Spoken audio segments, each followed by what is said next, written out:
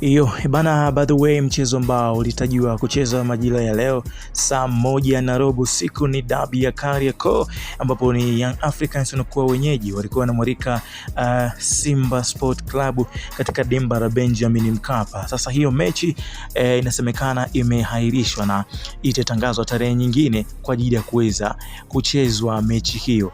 Taarifa kutoka bana bodi ya ligi imeweza kuhairisha mchezo huo, ambapo itatangaza tarehe nyingine ya kuweza kuchezwa mchezo huu hapo. Sasa mimi naitwa Chris Jayana, msanuaji mwenye kutoka Chris Media 24, na kuna kupatia hizo update mbalimbali ambazo zimezidi kuhappen, zimezidi kuonekana zaidi zikizagaa kwenye mitandao ya kijamii. Taarifa kutoka bodi ya ligi yenyewe, tuone inasema nini kuhusiana na mchezo huo ambao umeweza kuahirishwa siku ya leo.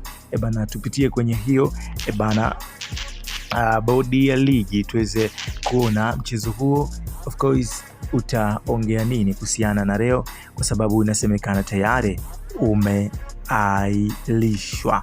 So bana, inasema kutoka bodi ya ligi kuu, inasema hivi: kamati ya uendeshaji na usimamizi wa ligi kuu, bodi kuu ligi ya Tanzania TPLB, katika kikao chake cha leo Machi 28, 2025 ilipitia shauri la klabu ya Simba kuzuiliwa kuingia uwanja wa Benjamin Mkapa kwa ajili ya kufanya mazoezi ya mwisho kuelekea mchezo wa 184 wa ligi kuu NBC Young Africans dhidi ya Simba uliopanga kufanyika kwenye uwanja huu leo kuanzia saa 1:00 usiku. Katika shauri hilo, klabu ya Simba iliandika barua ya barozi so in short it last kuhusiana na mchezo wa Simba ambao umeweza kukitisha. Naitwa Chris Jayala, msanaji, keep enjoying, na in short hivyo taarifa kutoka